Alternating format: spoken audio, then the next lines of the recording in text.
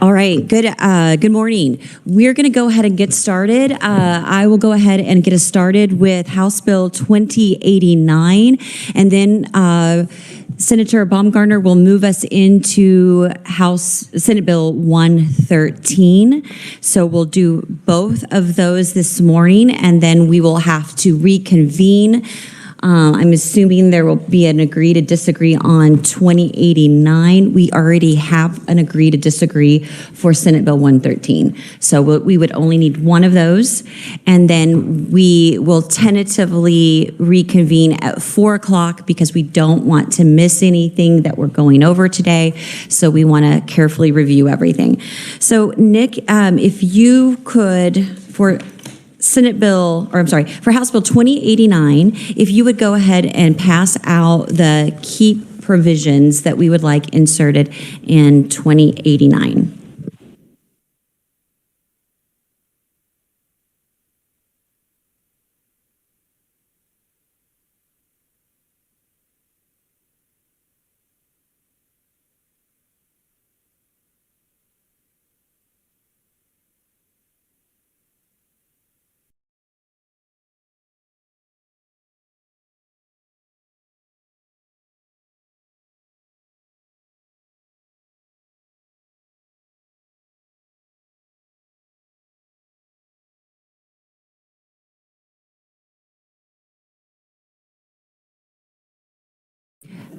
All right, and Nick, if you will provide us an overview with concentration on those changes that were made, that would be a great way to get us going.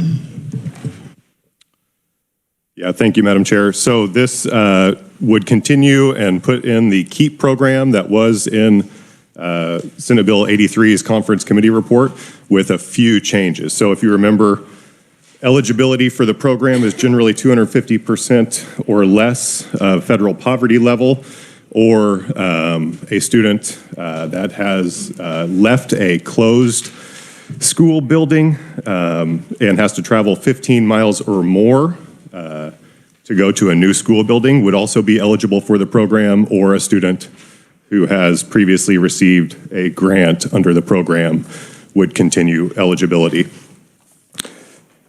So again, this program has awards for public school students, grants for private school attendance. The changes that are reflected in the amendment that was handed out would slightly change the eligibility requirements for the program. So the eligibility requirements for the public school students would remain the same. The $1,000 awards would be provided for students who have 250 or family that are at 250% of the federal poverty level or less. Again, those students who have to travel 15 miles or more if their school building is closed to attend a new school building. So those would remain for public school awards under the program. For the private school grants under the program, eligibility is similar in that eligibility would still be contingent on household family income at 250% or less of the federal poverty level, but students would also have to either be a resident of a certain school district that you will see, and I'll direct you to the page on the handout to look at it.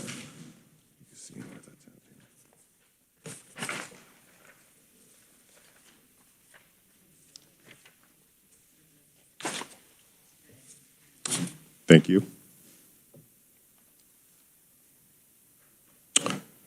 So on page 11, this would be a new subsection N.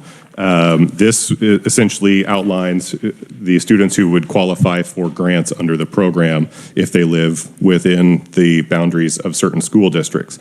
So first off, students who live within the boundaries of a school district that is located in Johnson, Sedgwick, Shawnee, Wyandotte, Douglas, Leavenworth, Riley, Butler, Reno, or Saline counties. These are the 10 largest populated counties in the state. These students would be eligible as long as that school district administrative office is located within that county boundary. If a school district is not located in one of those counties, a school district would have the option to opt in their students that reside within that school district into the program. So the school district could adopt a resolution to opt students within those school district boundaries into the program. And also those school districts who are automatically included in the 10 largest counties, they could have a mechanism to opt out of the program if they are achieving proficiency as judged by the free and reduced priced lunch student performance on the statewide assessments, specifically math and reading assessments. So proficiency in this provision is set at scoring at a level 3 or 4 on the statewide math and reading assessments. So if a school district, one of those school districts in those 10 largest counties, has 50% or more of the free and reduced price lunch students scoring at a level 3 or 4, or I should say more than 50%, scoring at proficient, which is level 3 or 4, they can opt out of the program, of the grant program, for one school year. Now that would continue to have to be opted out every school year, and those proficiency scores and assessment scores would have to be evaluated each year.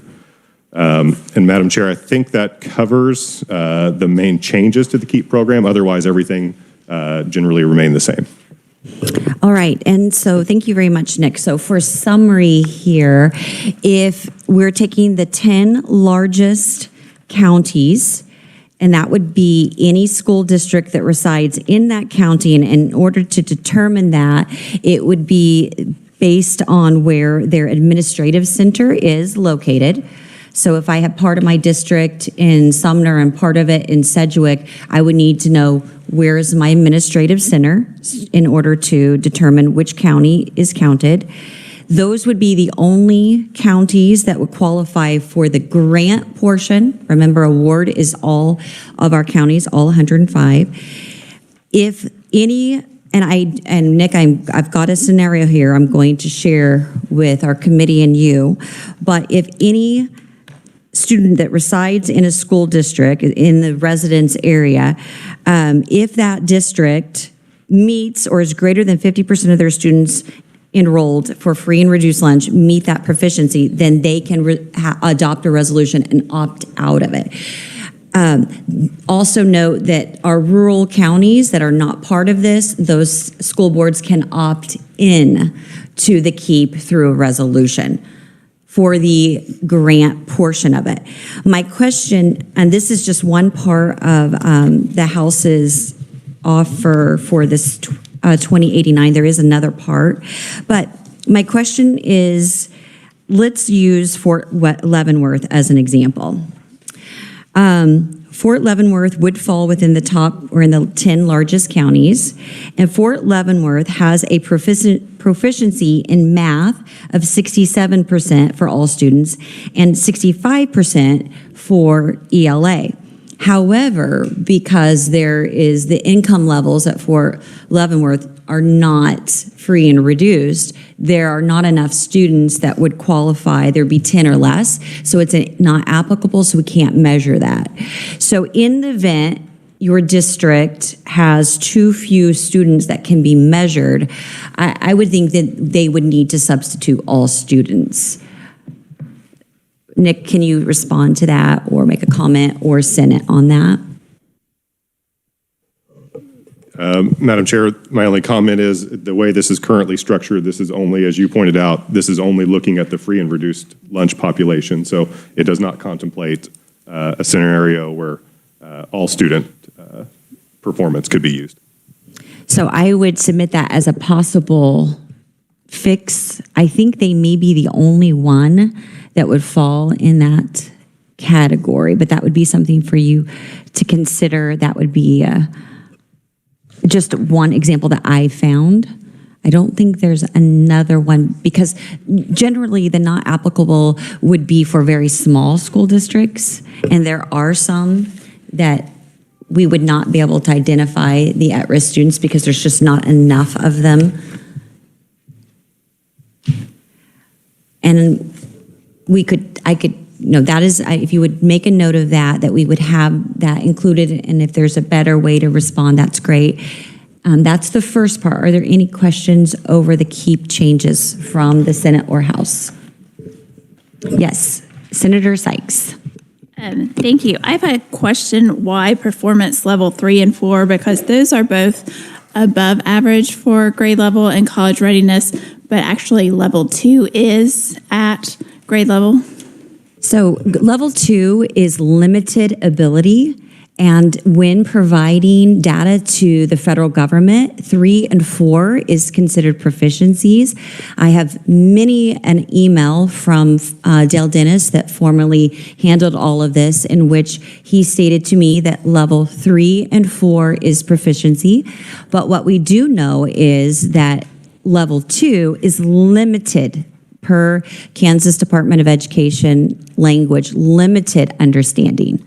And I don't think limited equals proficiency.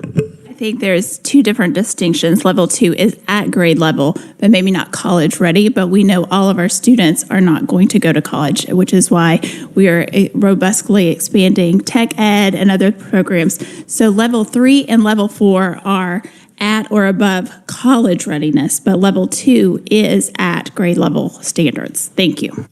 Yes, level 1 is below grade level, but level 2 shouldn't be something anyone would want to celebrate. It's college and career ready. So wherever those students graduate and move on to, they need to have the basic skills for whatever type of occupation they move forward into.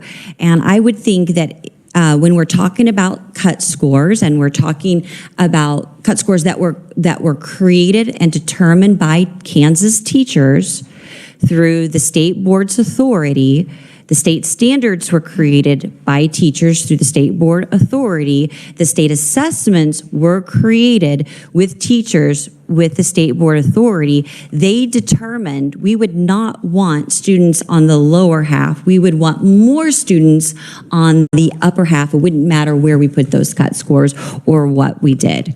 So keeping that in mind, regardless of what our personal feelings are on that, this is what the House is offering, and this is a way for those top 10 counties to become proficient per statute, maybe not your definition, proficient per statute, proficient according to Dale Dennis, proficient according to how it's provided to the federal government. That's what we're classifying it as in this. We're being consistent with what is provided with. Senator Sykes, did you want to speak? Yes. Okay, Senator Sykes. I don't think it's my personal understanding, as I'm looking at the standards right here from the Department of Education. Level 2 is for college readiness at late. It does not say work or career. Well, thank you. Thank you for clarifying. I will pull up that language. Generally, it's CC, college and career readiness, but it does say limited. Does it say limited, Senator Sykes? Indicates that the student's performance at academic expectations of grade level and is on track for being college ready is level 2. So level 2 indicates the field is doing grade level work as defined by standards, but not at the depth or level of rigor to be considered on track for college readiness, which we all agree not all of our students should be going to college. And that's why we have robustly been putting more money for tech and other education. Thank you.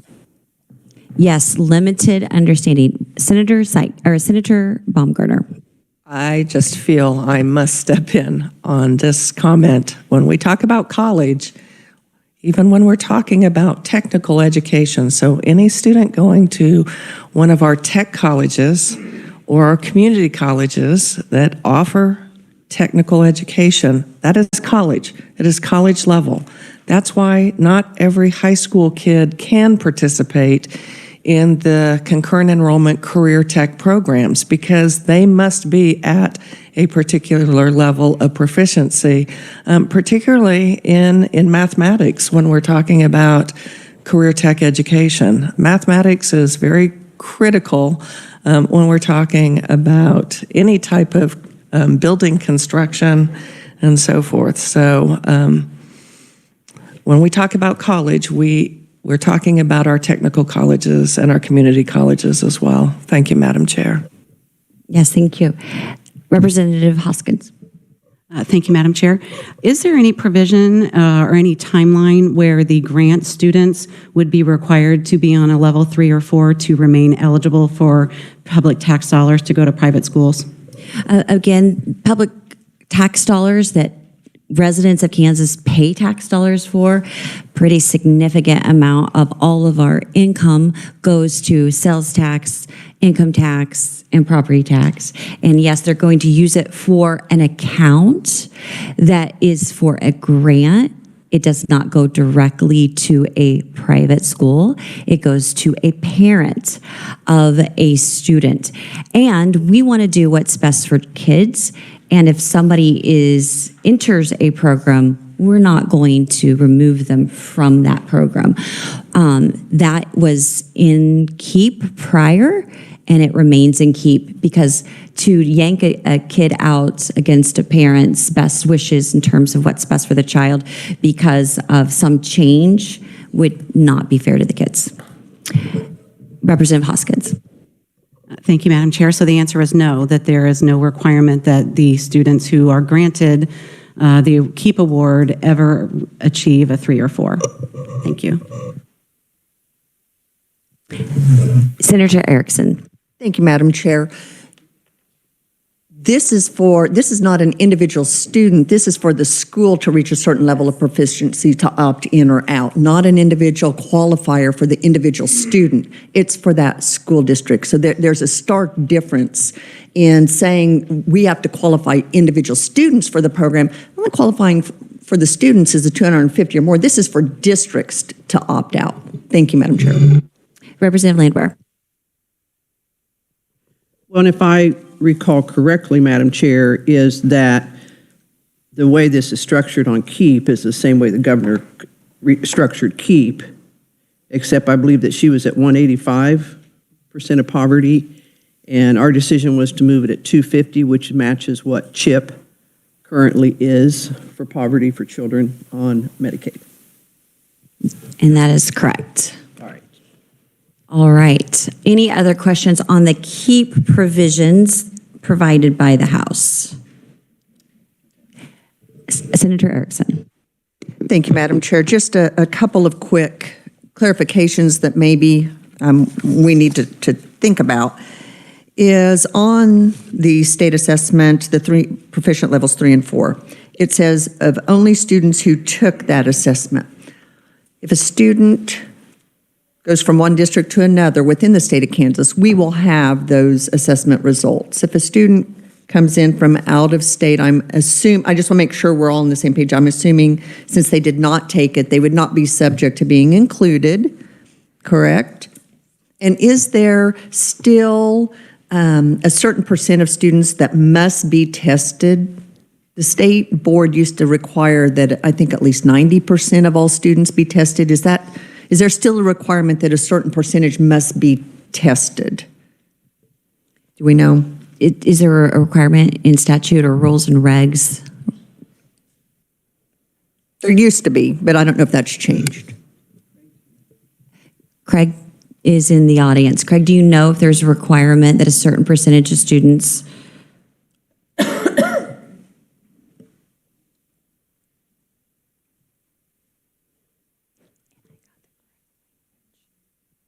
Good morning, Craig Nineswander from the Department of Education. I'm not sure of an exact requirement. There is an expectation that all students will take the state assessment, but parents can opt their child out. So that makes it hard to set a percentage that must take it. Okay. I also, thank you, Craig, I appreciate that. I also wanted to note everyone's attention per our conversation with Senator Sykes. I went to the Kansas Department of Education's website and I pulled up the longitudinal studies section where it outlines and the 4 levels for math and ELA. And I want to read what it says. It's very different than what you read. So if there's an inconsistency in what's being provided from one site to another, I think that the Department of Education needs to reconcile that, because I'm sure you were quoting from maybe Kansas Department of Education. But anyway, I'll read what it is. Level 2 for math and for English language arts, per the Kansas Department of Education's website, reads this: indicates that a student shows a basic ability to understand and use the mathematics skills and knowledge needed for post-secondary readiness. It does not mention college or career. So that's anything after graduation. So basic, I said limited, but it was basic ability. And I don't know about you guys, but I think we all want more for our kids than basic ability. So Senator Sykes. Thank you. I appreciate that clarification. Apparently I hit a nerve. But I will have a question about KEEP program, because you talked about this is just expanding the governor's program. And the governor's program was for pandemic relief one time. So is this funding with the vouchers, is it going to be a one-time for students, or is it expanding? And so it would be very different from the governor's KEEP plan. So first of all, if this is a voucher, then of course the governor's is a voucher as well. So it doesn't matter to me what you call it or others call it. It's the same. It lifts students up just like the governor's plan lifts students up.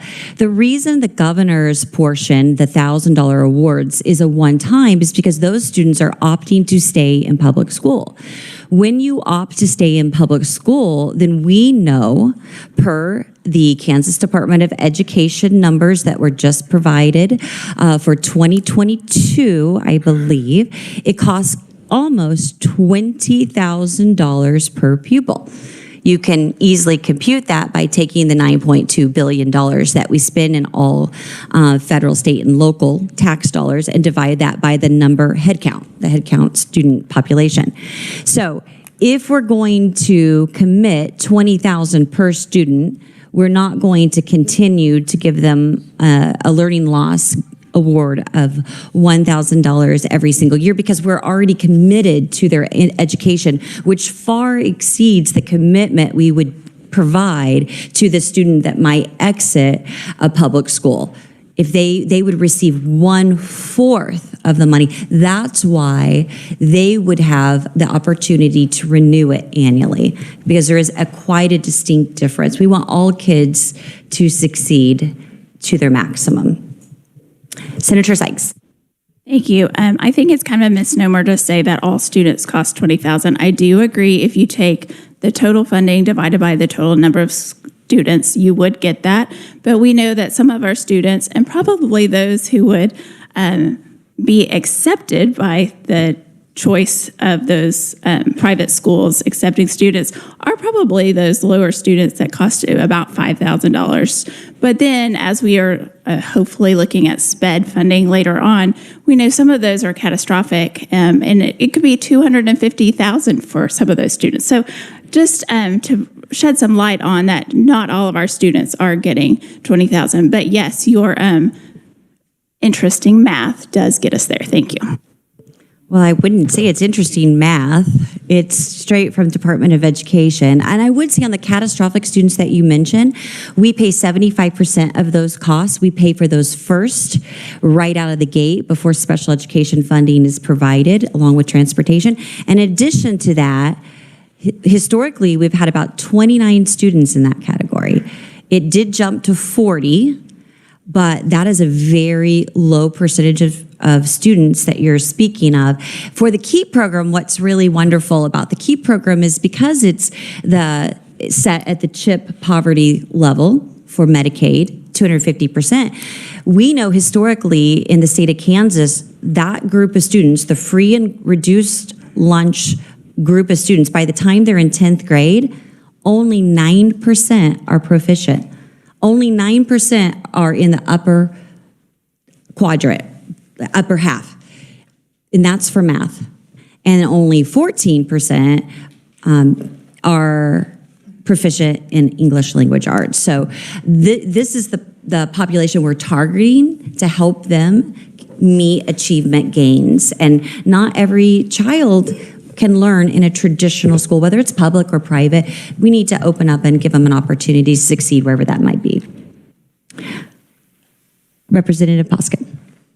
Thank you, Madam Chair. So in terms of where we want these students to be and what we want the award to achieve, what data will we have that tells us what achievement they've done, where we've met the gap? Is there any mechanism at all in this new 2089 that would give us that data? Thank you. Thank you, Representative, for your question. This has been something that we have debated. Number one, the accountability comes from parents. Right now, in our public school, if you look at our free and reduced lunch students, what accountability is there for the public school to ensure that student or that group of students reaches proficiency? The answer is none. The legislature does not distribute funds or state aid or any resource based on outcomes. We talk about outcomes, we have expectations, there's a state assessment that is taken, but there's no requirement. And I think that the overwhelming accountability lies with the parent.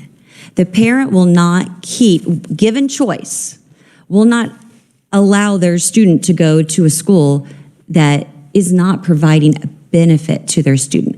And the only other thing I would say in terms of actual quantifiable data is, according to the Regents, the Board of Regents on request, our homeschool students that don't have the accountability that you are speaking of outscore our public school students in terms of their ACT. It's a 26 is the average versus the 19 to 22, depending on what year you're talking about. So again, accountability comes through the parents. Senator Erickson and then Senator Sykes. Thank you, Madam Chair. I do have a question about that. So is the premise being that if funds don't go through the public school system and the accountability we keep hearing about is if they don't score a certain level on a test, then they shouldn't get that money? Is that the level of accountability I'm hearing that opponents to this want? That's a great question, Senator. I will allow a response from that, Representative Poskin. Is that the level of accountability that you want from public schools to meet proficiency in order to receive money? Thank you, Madam Chair. Once they are fully funded to the study that shows what it would take to get that, yes, thank you. Okay, on the record, fully funded. Well, the good news Not is... according to Gannon, to the study that the legislature did, showing what it would take to achieve those goals. Thank you. Yes, I think we all know, and I've got this book in here with study after study after study after study. And so I would never want to just rely on one study to tell us what the legislature should spend, since we are the body constitutionally that are given the authority, the sole authority, to determine funding levels. No one else, no other branch of government has the sole authority per the Constitution. And we're not going to argue that point because we've done that before. And so the legislature has made the determination to comply to the Supreme Court on this. But in terms of funding level, I do want to note that Representative Poskin says the right level. I am assuming then by your comment we'll never get to the right level because no one knows what that is. And then the only other thing I would note is, per the Kansas Department of Research, Legislative Research, they provide us a document this year and last year that shows that education funding in the past 2 decades exceeds the average CPIU for the Midwest for that time frame. It was 138% increase in spending versus the CPIU, which is around 68%. We are exceeding the rate of inflation, and certainly we could have a debate, Representative, all day long about what that right funding amount is, but that is up to the legislature. And to have an expectation of achievement for that amount of financial commitment is not a bad idea, Senator Erickson. Senator Erickson. Thank you, Madam Chair. And to your point, Madam Chair, I would be very willing to entertain if someone came to me and said, we need $30,000 on average expenditure per pupil, and within 5 years, you give us that, and within 5 years, we will have Kansas children increasing achievement, and our outcomes will be to this level. Bring me that. I would be happy to entertain that because we all want students to succeed. Bring that, and let's settle this. But the accountability that you are wanting for everybody else, I would expect you to live by that same standard. If at the end of that time frame, with that amount of funding you didn't achieve, I would expect you not to be funded. I want the same consistency across the board, but no one will show me, this is what it's going to take, this is how long we need. I would entertain that because we all want what's best for Kansas children. And if that's what it takes, I think we should absolutely consider that. Thank you, Madam Chair. All right, Representative Landwehr. Thank you, Madam Chair. And I think going back, Representative, to your comment on a study being the funding, is that the schools took the state to court. The court determined the amount. And that's what you settle with. You don't say, well, this study, that fully funds education. And even Alan Roop, the attorney for the schools, said there's never enough money. He also stated that other budgets will suffer. So let's say we funded at your study. What social programs, what safety programs would you be prepared to cut? That's the question that has to be asked. Because we could not raise taxes enough on the Kansas people to pay for what that study said supposedly it would be. So I think it's disingenuous to say a study when you wanted the court to make a decision, the court made the decision, and now you're still not happy. Huh? So that wasn't me. No. Well, but that's what you're supporting. So, I just think it's disingenuous to say, well, what fully funded, what a study said. Fully funded is what the Supreme Court said, and they're wanting to hold our feet to the fire on it, and that's why they've held it, the case over there. So that if we go underneath that funding, that it can immediately go back to them. And that's what we're operating under, that's what we're funding, and I don't think talking about studies and all those different kind of things get us to where we need to get.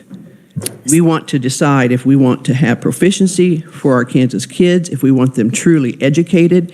I am tired of talking to our colleges. I don't care if they're the 4-year or the 2 years or the VOTEC. We are having to teach math and English because they can't do the basics because they didn't learn it in K-12. And the 20,000 number that the chair has quoted is on the State Department of Education website. Every number that she has provided comes from the Department of Education website. She's not out manipulating numbers. Anyone can go out there and find those numbers. There's a report. It used to be 1 page. I think we're up to maybe 3 or 4 pages on that now, Craig, that breaks down where every single dime of K-12 money goes. And everyone wants to keep disputing that. Everyone wants to keep disputing when we're showing what the proficiencies or lack of proficiencies are. And it goes back to the comment that a legislator made to us here a while back. The data doesn't matter, and that's exactly what we're seeing. The data doesn't matter because you want to come in with your own data. Why are we disputing what Kansas Department of Education has on their website and disputing what the court has said? Thank you, Madam Chair. All right, Senator Sykes and then Senator Baumgartner. Thank you. So wanting all students to be proficient or above, we're saying we're not going to test those students afterwards to know if they are achieving better under the private school. But my question is there anything in this bill that is going to make sure that the private schools are taking those children who are academically at need? And the reason I'm asking this, I know in K-12, either at education or budget, we had an administrator from a private school who said he did not accept any students who were 1 or 2 years below grade average. So those are the target students that we're really wanting to protect and make sure take advantage of these programs if those who are saying our public schools are failing, are we guaranteeing that these students are going to be the ones who are accepted into this program if they so choose? So a couple of points on that. We guarantee in Kansas all kids have a right to an education, and we put our money where our mouth is. So I think in 113, there's going to be $5.6 billion of state dollars towards public education, and that includes special education, which, by the way, per statute, not sure why it's there, we cannot give any private school any special education funding at all. The district can provide a service. So if those schools receive the same resources, my answer to you would be absolutely yes. Yes. But since we're talking about less than 1% of the $9 billion we're spending on these students, then the answer is no, it is not. But I will also say that if KEEP were to become law in Kansas, it would create many more opportunities for students, not just private schools. There would be micro school opportunities, more homeschool opportunities. There would be all kinds of diverse opportunities for students. And so if a student didn't have the full funding to go to one school that they might want to, there would be plenty other opportunities. Or, of course, Kansas maintains its commitment to public schools and always will maintain its commitment to public schools. Senator Sykes. Yeah, so I think you're saying that there is no guarantee that students who are not proficient are the students who will take advantage. That's what I heard. Thank you. Yeah, that's not exactly right. I think Senator Erickson cleared that up just a few minutes ago, but we're going to move on so we don't just beat this dead horse. Senator Baumgartner and then Representative Landwehr. Thank you, Madam Chair. I know that private schools in my Senate district, they will take kids that are behind grade level, but they put them in the grade level where they are achieving. So if they are achieving or testing at the third grade level, but from a chronological age are what would be considered a fifth grade level, they will not be put in the fifth grade class. They will be put in the third grade until they achieve and will move forward. But my question for the chair is, so on page 11, we see the school districts that are listed. And, one of them is in my Senate district, obviously. But my question is, so parents that were to take advantage of this opportunity, their student would need to be attending one of the public schools in one of these counties. They would need to be at 250% or less of the poverty level. Are those parents still, if they are homeowners, property owners, they are still going to pay the 20 mills of general assessment? And would they be required to pay all of the other mill assessments for the local school district? So we'll just start with that. Sure, and I would just clarify that it would be any student that is a resident of that school district, so they could be non-public. But yes, they are paying their 20 mills. And by the way, when we pay our 20 mills, we're paying that appraisal rate minus whatever the legislature takes off with a homestead. And it's pretty steep amount for your home. Don't forget your personal property as well. Well, I'm going to add some of the other mills that go on to that, more than just the 20 mills that go to the local school district. And the reason I ask that question is because two school districts are in the top 10 of all school districts as far as that mill rate. And one of them happens to be, again, in my Senate district, Spring Hill. And when I look at them, when you take the 20 mills plus all of the other mills that they are assessing, they're at 70.456. Now, that does include the rec commission, but that's because the school district is in partnership with the rec organization. Another is, and so they're number 5. Number 7 is Andover from Butler County, and they're at 67.337. Leavenworth is in the bottom 10, and they are only at 30.007. So when I look at that and this notion that we're taking, I know the drumbeat that we keep hearing is that we're taking, if we were to have KEEP be available to kids that transferred from a public to a private, we would be taking money away from public.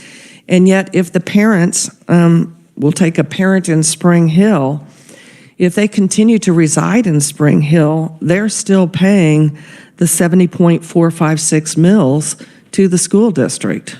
Is that correct? Absolutely correct.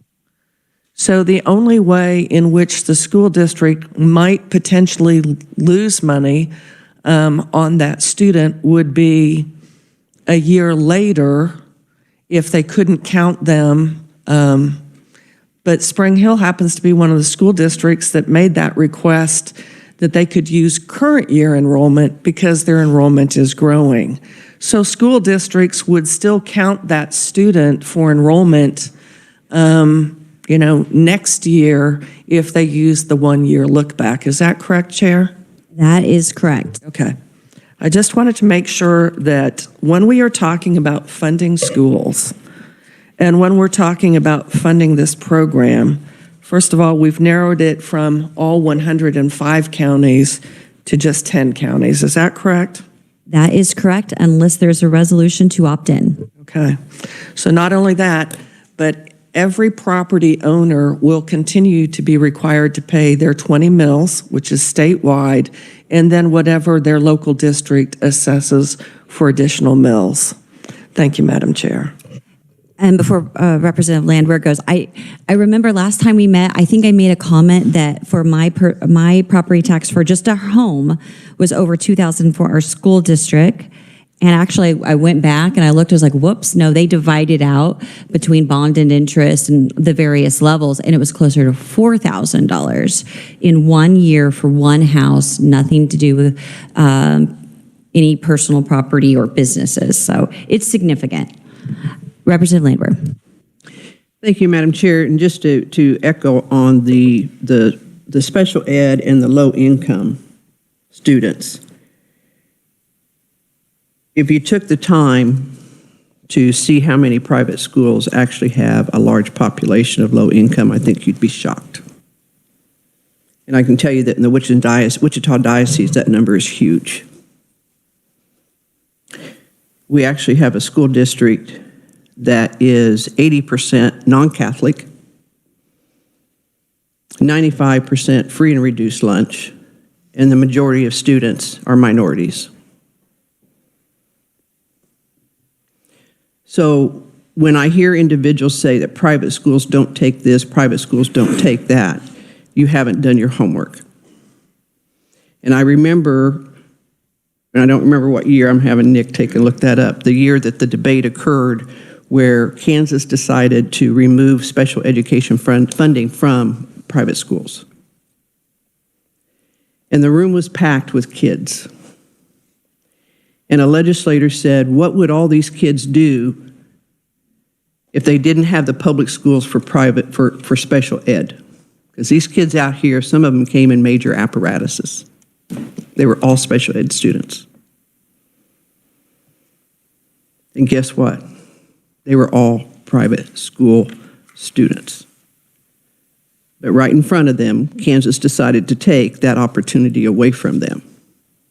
Now, some private schools do an absolutely great job working with or public schools work with their private schools.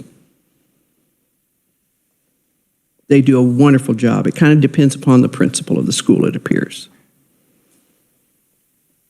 And we have to decide, are we going to continue talking about a system, or are we going to really talk about what is in the best interest of the kids? And what I'm hearing one side say is that we're all about a system called public schools.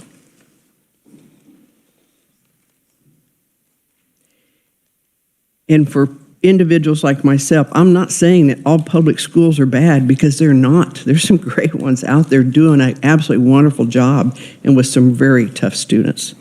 The same occurs with our private schools. Sometimes a student just needs a different environment in which to learn, a different way in which to learn. One of our private schools in Wichita, a woman went to the director and said, you know, I want to bring my son over here. And she was actually employed by the Wichita School District. The parent was. She was a teacher. And she said, my son is struggling.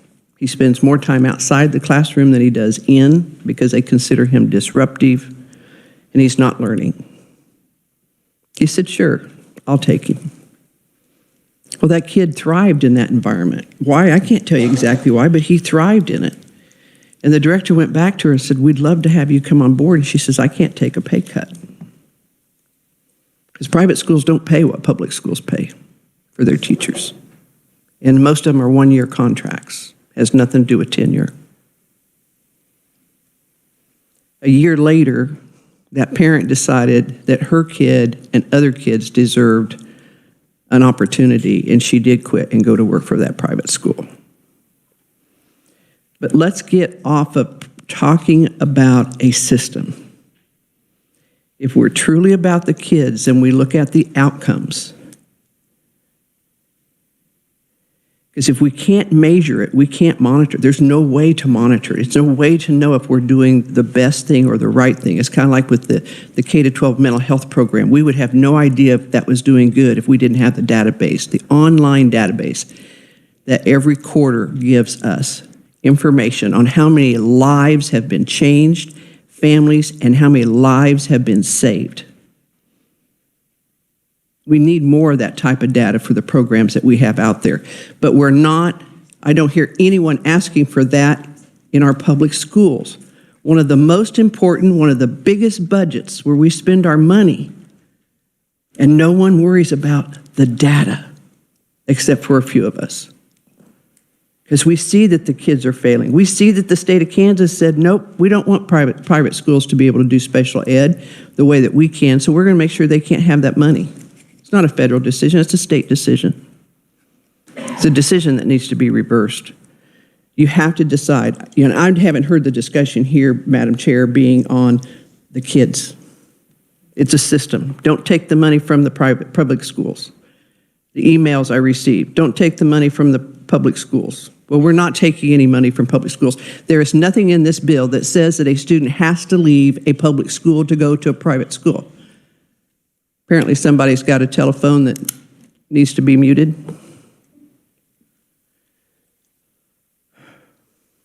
No one's forcing anyone to take their kids out of a public school. No one.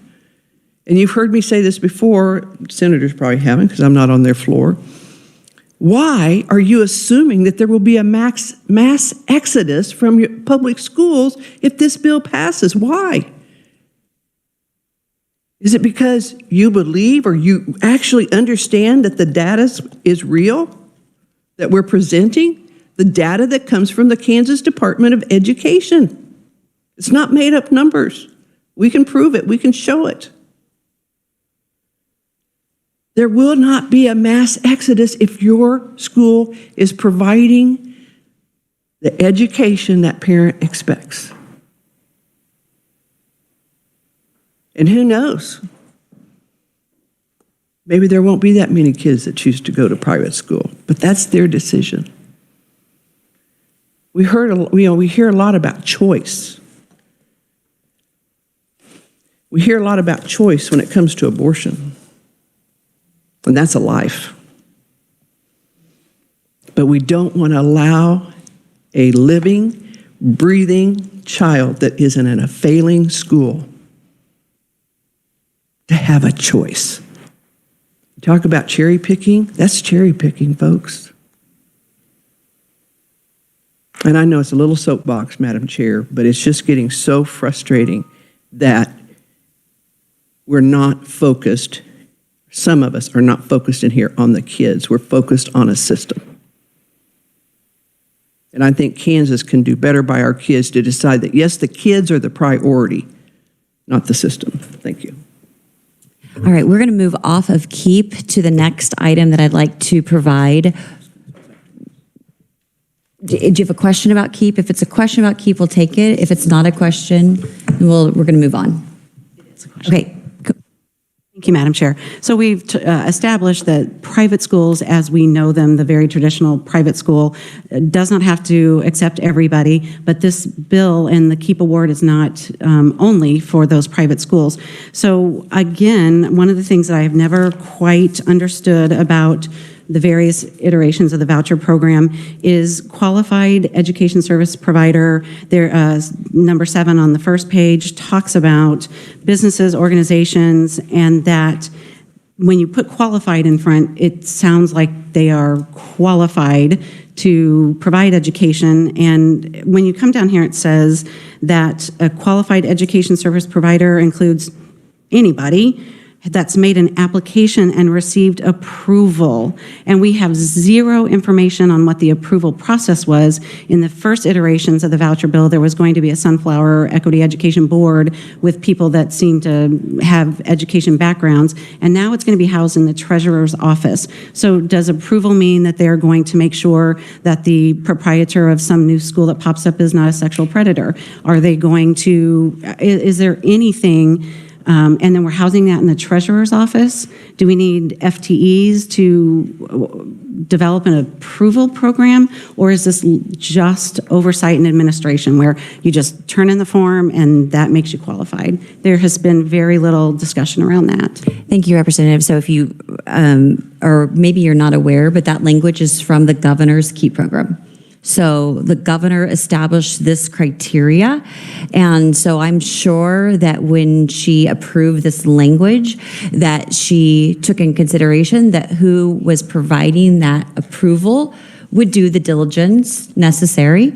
The state treasurer is highly respected and elected statewide and has the ability to put forth rules and regulations relating to this. So I think that that is what the bill calls for. And again, it's language directly out of the governor's KEEP. Representative Poskin. Thank you, if I may. Well, I will like to emphasize that we are the legislative branch and that we can put in our own processes to make sure that these are qualified service providers. So we don't have to stick with what the governor does because we are our own legislative body, and that is a very different program when it's a one-time award versus a continued program that is going to take state general funds and not just federal money. Thank you. Senator Sykes. Just to clarify, it was the State Finance Council that approved KEEP program, so that goes to the legislative body. Thank you. Yes, I do think it was announced as a governor's plan, but it is approved by the state finance. All right, we're going to go ahead and move from the KEEP. The next item that I'd like to provide or offer to the Senate for House Bill 2089 is to add special education funding. Now, we are going to do this a little bit different than before break. The special education funding would be only the 72.4, is that correct? 72.4 million that the governor recommended for the increase. I think there's been a great debate about the statute and the flaws in the statute. Originally, we had the special education funding task force in this. It is not in this. It will be elsewhere, and it will be funded in a way that there is no maintenance of effort through federal dollars, just as we had previously before we braked. So ARPA funding and the movement of KEEP funds from ARPA funding to this, and KEEP funding would be through state general fund money, and that's how that would be. So that is the item that I'm adding. Any questions on that item? Senator Sykes. Thank you. Sorry, you are changing a lot of funding programs. So SPED would be funded from federal dollars through the ARPA dollars. Just as it was prior, the 72.4 million prior to our break was federal funding for that increase. That's the only piece of special education funding we will be including with this, not the 520 million. Any other items for Senate or House Bill 2089? All right, I know there's going to be time needed to go over that, and now I'm going to turn it over to Chair Baumgartner and see if we have any time to begin 113. Can we break just very briefly to, are you wanting to move forward on 2089?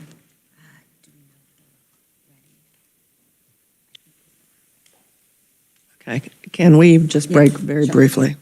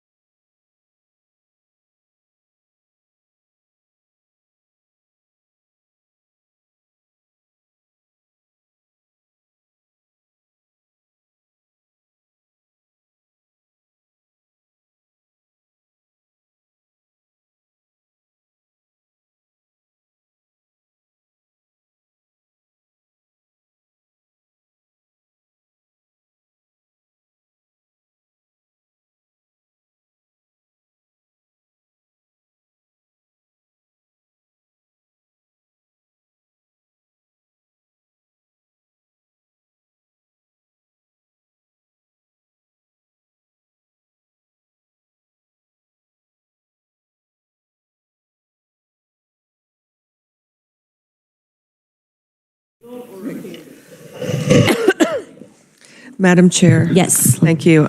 We do have a quick question for the reviser. So if we turn to page 14, new section number 7. So concern was brought up, and let's be clear, inappropriate behavior by an adult on a minor is not something that public schools have been free from that ever occurring. But the concern was that with regard to non-public school, would new Section 7A prevent law enforcement from investigating if there was any inappropriate activity with an adult on a minor? Now, as I perceive this, as I read through this, we're just talking about nothing in the Kansas Education Enrichment Program Act shall be construed to permit a governmental agency to exercise control or supervision. But when there is concern about a crime being committed against a minor, there is nothing that prevents law enforcement from going to that home or going to that private institution. I am correct. Am I right from the reviser's standpoint? Nick. Yeah, thank you, Madam Chair. Yes, this section, I believe the intent is to state that no educational agency shall exert control or supervision over those non-public schools. Okay. And you're correct, Madam Chair. And private school teachers are mandatory reporters. If you are involved with minors and you are concerned about abuse of a child, you are a mandatory reporter. Yes, that's correct. And actually, last session, we updated mandatory reporters in our bill. And so criminal activity is never going to be exempt from any of this. Representative Poskin. Thank you. Oh, thank you, Madam Chair. Just to follow up, so the second part says any non-public school, homeschool, or tutor that accepts a payment from a parent of a qualified student participating in the program is not an agent of the state, meaning that the state can't be held liable for anything, any criminal, any damages incurred from a KEEP award. Qualified service provider. If a student is not attending a public school, the state cannot be held liable. However, Nick can tell us about prosecuting, and we do have a pretty litigious society. I don't know, it'd probably be thrown out by a judge if it was a frivolous lawsuit without any basis or standing. So I can't tell you, because I'm not an attorney, what someone might try to do. But Nick, did you want to expand on that? I mean, the whole provision is stating the intent is that the State Board of Education will not exert control over these non-public schools. That's the whole intent of this provision. Senator Sykes. Thank you, Nick, for that clarification. And I understood as reading that it was the intent for educational. But could it be read that like KDHE or the fire marshal, like should we change that to prevent any educational governmental agency, just to clarify so that we know like fire marshal health regulations, that those would be enforced or that they would have control? That would be a policy decision, and I would not be in favor of that policy decision. It's no agent of the state. If there's a violation, something in law, in statute that prohibits the meeting of a certain number of people in a building, that can be reported, and they can take action on that. This does not preclude that from taking place. Madam Chair, I believe we have an agree to disagree from the Senate side. So I believe that we can move forward with regard to House Bill 2089. All right, so 2089 is settled with an agree to disagree. Yes, and we'll need to get those signatures, and then we'll obviously need to meet back to finalize that. And now we'll move on to 113, and it's yours. Thank you. So we are now closing that committee meeting, and we are now back opening up with Senate Bill 113. So at this point in time, I believe that we do have an amendment. Is that correct? Do you have an amendment for us, Tamara?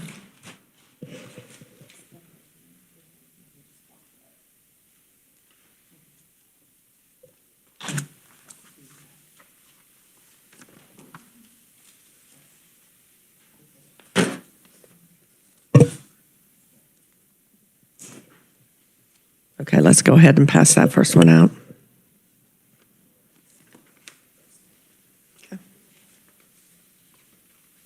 Okay, if you'll pass that out. Right.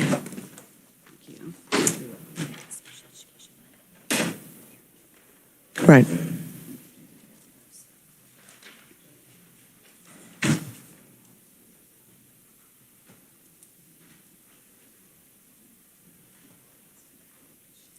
This is current, Okay. so the changes are.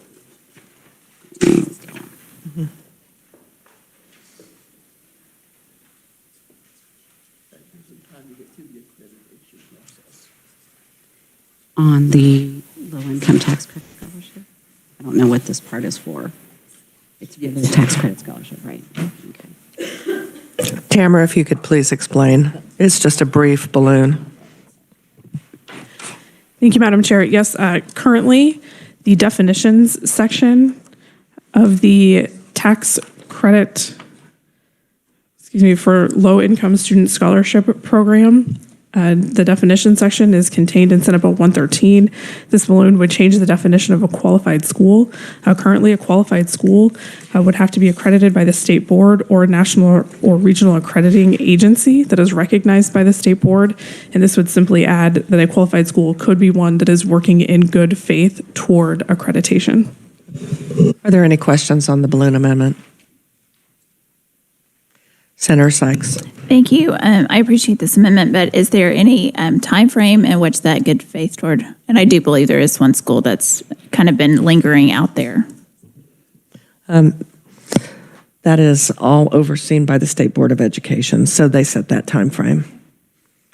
All accreditation comes through them. Any additional questions? Okay, let's move on to our next amendment, and that has to do with the task force. If we could pass that out, please.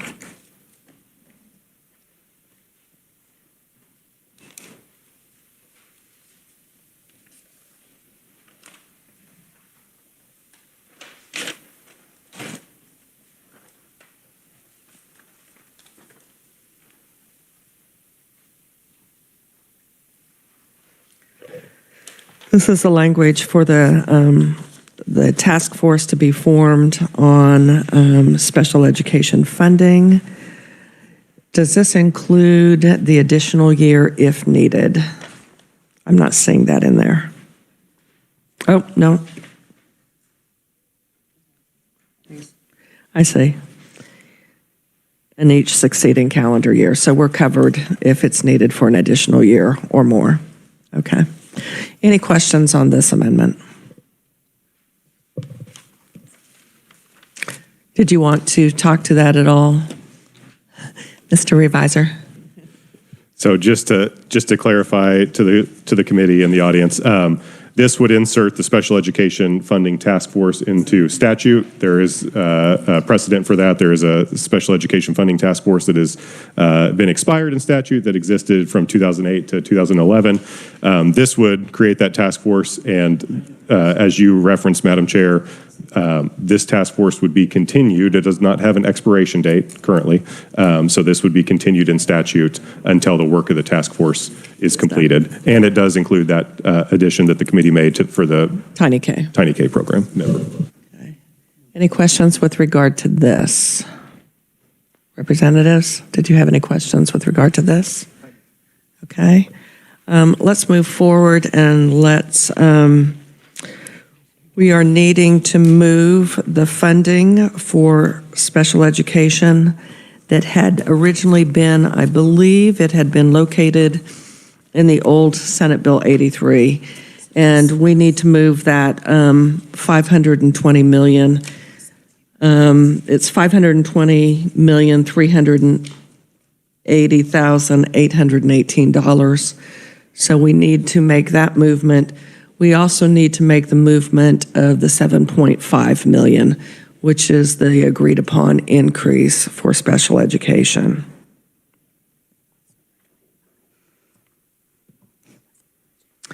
Now, I believe, can we have some clarification? Do we have, I thought that it was in the original Senate Bill 113 for 2025. Do we have that language in there for that? So yes, thank you for pointing that out, Madam Chair. So if I understand correctly, the motion that the committee's sitting on now is to add that 520.4 million SGF for fiscal year 24 into Senate Bill 113, plus an additional 7.5 million SGF fiscal year 24. So 527.9 million total for special ed in fiscal year 24. The question for the committee, as you pointed out, is fiscal year 25. That is included in Senate Bill 113 currently, and it's sitting at the 520.4 million. So I assume the committee would also want to bump that up or do something else with regard to fiscal year 25. We do need to add the 7.5 million to that as well. Twice. Right at 15 million.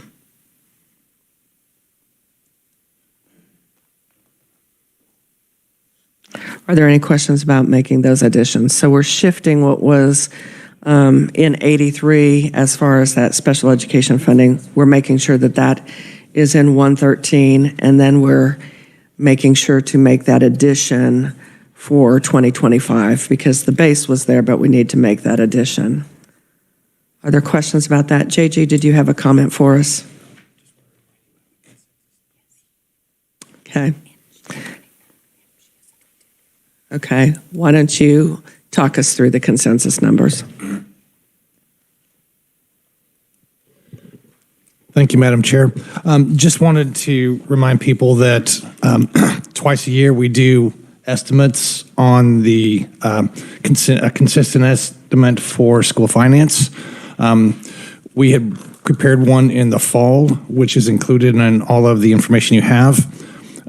Now this spring we have estimated it once again, and we made reductions in 23, 24, and 25 compared to the previous estimate. We had fewer weighted FTE estimates. We had overestimated in 23 earlier, so we reduced that total. The 20 mills came in slightly less, but it was offset by CAPER's overage. We had the base salary too high. That continues on. So when we finalized all of the estimates for 23, we reduced state general fund by $9.4 million. For 2024, we reduced the estimate for the base rate. Originally, we had estimated at $5,103 based on the actual inflation that came in at an increase or a decrease down to $5,088. It's still substantially above the $4,846 that we have in the current year.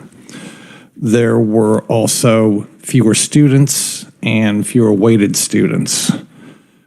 When we looked at CAPERS, once again, moving forward, the base was lower in 23, so that just continued into 24. So when we finalized the estimates, we reduced 24 by $61.2 million.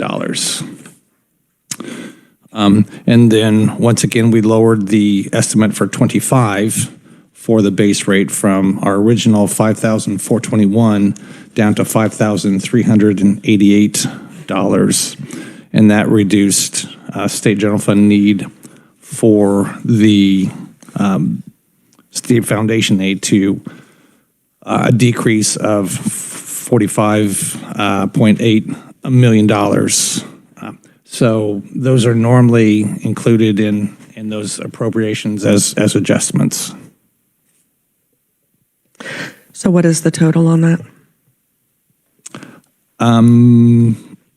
A lot. Let's see. I didn't. Yeah, we already know that. We're I did not add it up. So we had the 61.2 and the 9.4. So that would be 70.6 million in 23 and 24, and then a reduction of an additional 45.8 million in 25. So we're going up and then we're going down by more than 50%. Yeah, those are all reductions. Reductions. Okay. In 25, it's 45.8. So 70.6 and 45.8, correct? Okay.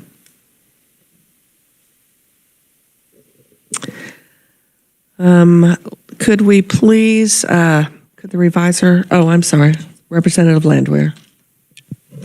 Madam Chair, because of actions that were taken with the Appropriations Committee yesterday, we need to remove anything related, including funding from this bill for the MHIT program.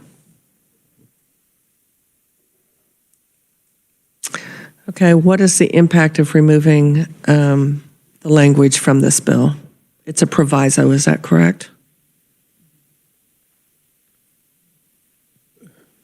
There is, in the bill currently, there's $10.5 million appropriated from SGF in addition to that proviso that has existed for the program's implementation. Okay, and what was the amount that was put in appropriations?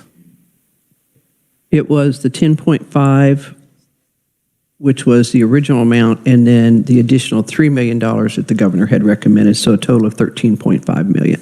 Okay, and was that just exclusive to CMHCs? Yes, ma'am. Thank you.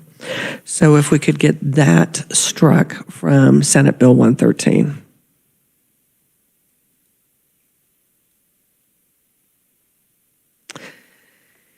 Now, if we could please look at the language with regard to what seems to have been the source of just all kinds of misinformation, and that has to do with the CPI.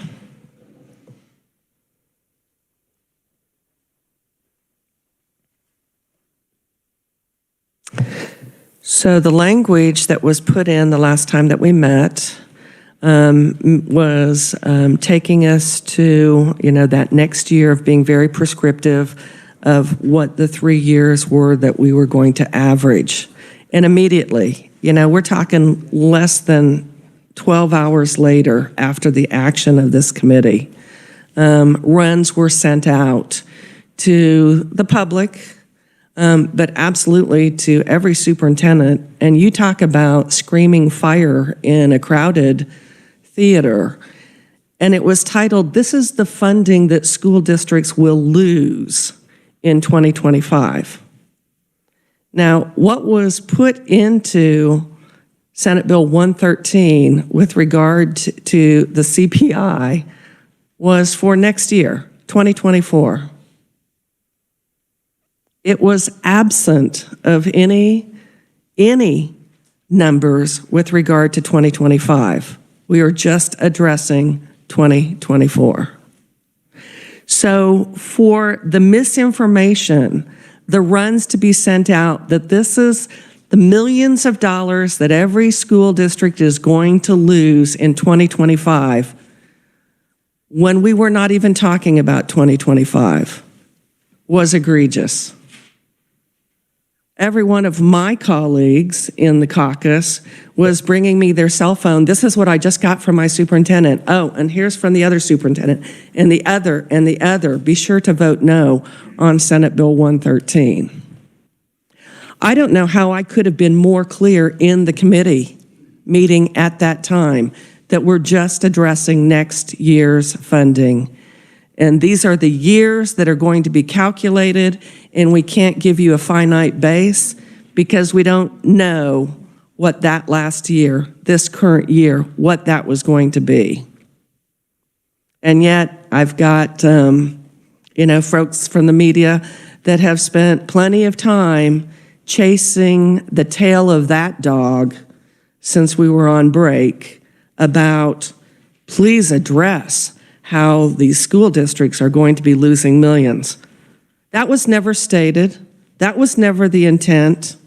When we talk about the letter of the law, at least the version of 113, when we left for break, could not have been more clear. And everyone hearkened to, oh, well, but that's not what was written up as the summary. Summaries aren't law. And so for it to be then promoted as this is a violation of the Supreme Court agreement, this is a violation of Gannon. You know what? It's not a violation until something actually happens. You don't go to court for something that might happen. You go to court if something has happened, and nothing happened.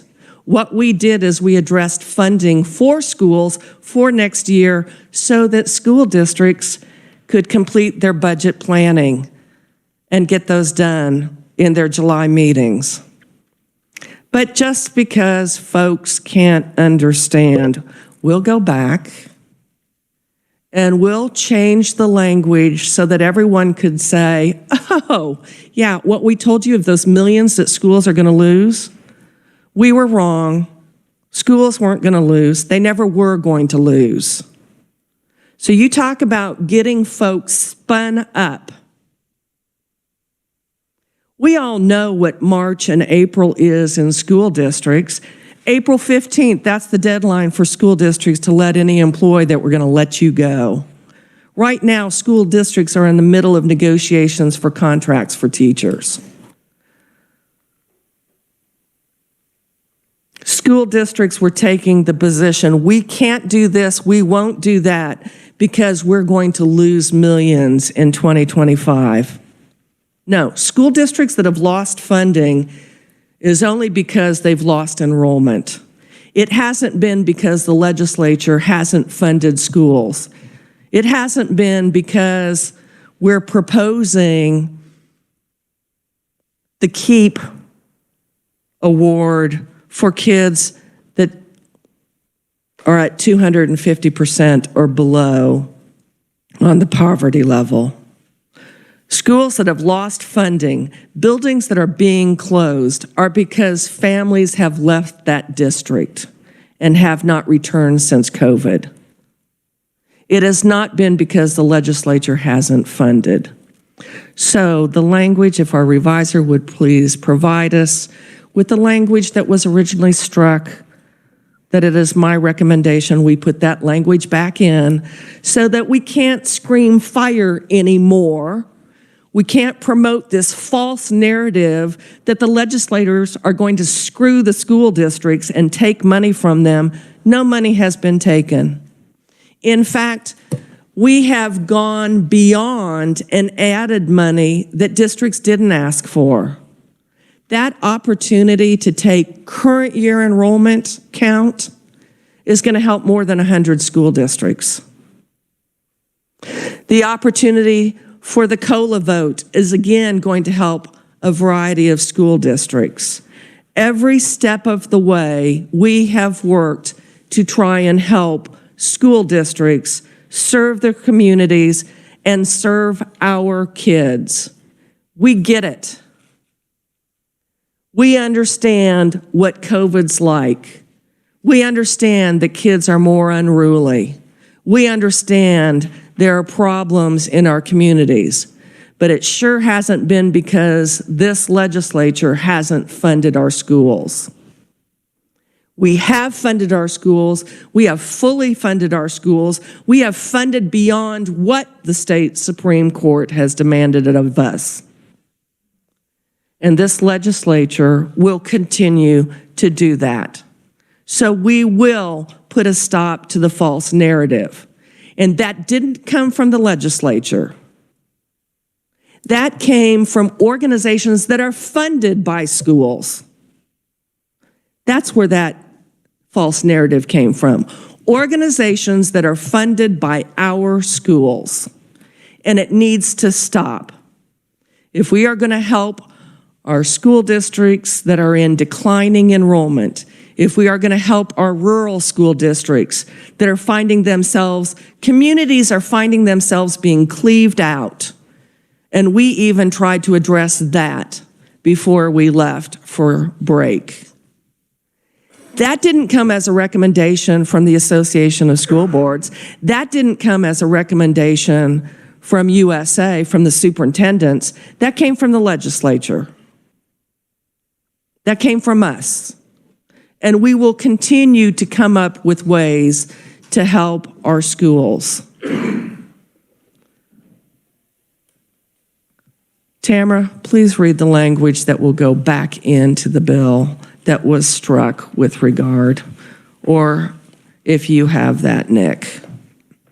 We're just going to take those few words and put them right back in so everyone can get back to normalcy. And at some point, I would appreciate that there would be an acknowledgement of we were wrong. We misstated that school districts would be losing millions of dollars, because there's not. School districts will get more money this next year than ever before.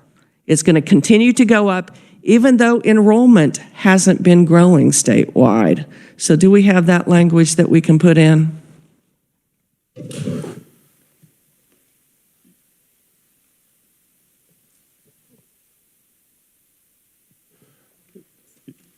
Yeah, certainly, Madam Chair. Madam Chair, with this change, the statute regarding the base aid will not be amended at all. So the statute will continue to read that for school year 2023, 2024, and each school year thereafter, the base aid shall be the base aid amount for the immediately preceding school year as adjusted by the Consumer Price Index for all urban consumers in the Midwest region for the prior 3 school years. And let me just add this. It hasn't always been 3 years. In fact, there have been years where it's been a 5-year average. Why would that be? Because the knife cuts both ways. The knife cuts both ways. There can certainly be a time where the CPU is down, where it declines. So why would we have wanted to go from 3 years to 5 years? Oh, because it helps schools. So we're going to make it abundantly clear. We're going to go right back to what has been the status quo for 4 years.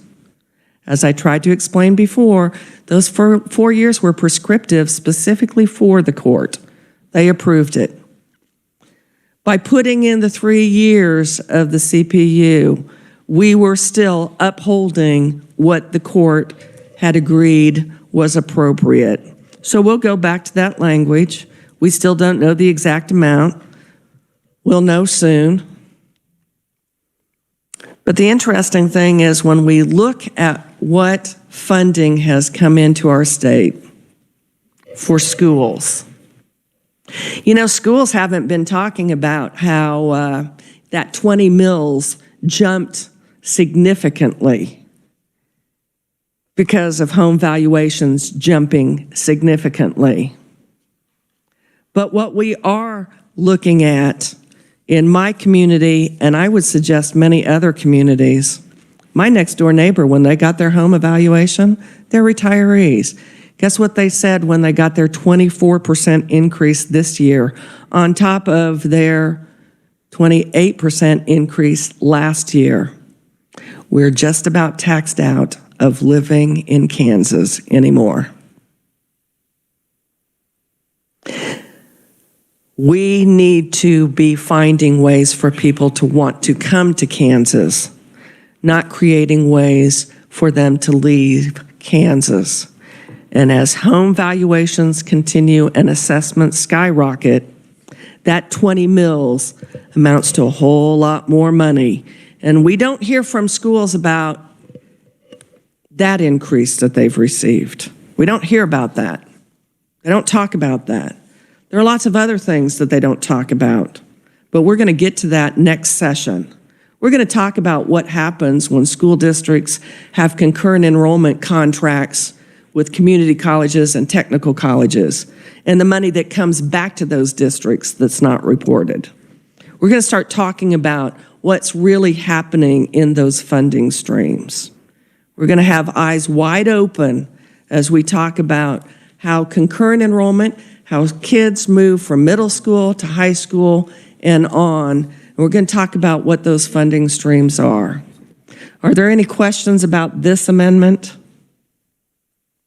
Are there any additional amendments that need to go on to 113? Madam Vice Chair. Yes, thank you, Madam Chair. So the amendments from the House side, since we already have an agree to disagree. We will concur on the adoption of the CRE, the special education funding as stated. We will concur on the special education task force, the accreditation change, the CPIU change back, and thank you for your statements. And we also hope you will, I think you did accept the removing or the striking of the MHP plan. So, We did. So if that's all of our changes, then the House is good with the changes for CCR 113. So is that a full agreement, or do we have an agree to disagree? We already had one, Okay, so we're good. okay. Thank you. We are adjourned.